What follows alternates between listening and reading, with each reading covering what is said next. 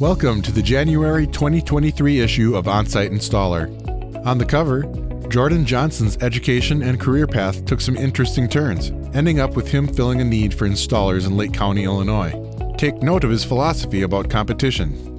Jim Kneisel, editor of Onsite Installer, revisits a program in Alabama that provides on-site systems to those in need, while also helping the environment.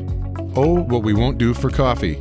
Read the saga of a commercial system with multiple premature failures for unknown reasons, extensive detective work, and countless man-hours of excavating around buried utilities in challenging soils. The politics of nitrates from septic systems is causing a lot of conflict in western states. Find out how it's being handled in this guest editorial. In Rules and Regs, find out how a Michigan lawmaker is once again looking to protect homebuyers from potentially costly on-site system repairs. In Basic Training, review some good practices for keeping septic systems healthy. But let's dispel some myths while we're at it. We head to Kansas to chat with Clint McCammon, a longtime member of the industry.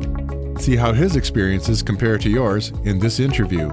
This month's product focus is drainfield media and design. Creative solutions stem from a thorough knowledge of available products, so be sure to look these over. We shine the spotlight on a biofilm reactor that shifts a significant portion of septic treatment to the tank, saving a failing drainfield. Onsite Installer is your magazine. Share your ideas with us at editor@onsiteinstaller.com. Thanks for watching, and see you next month.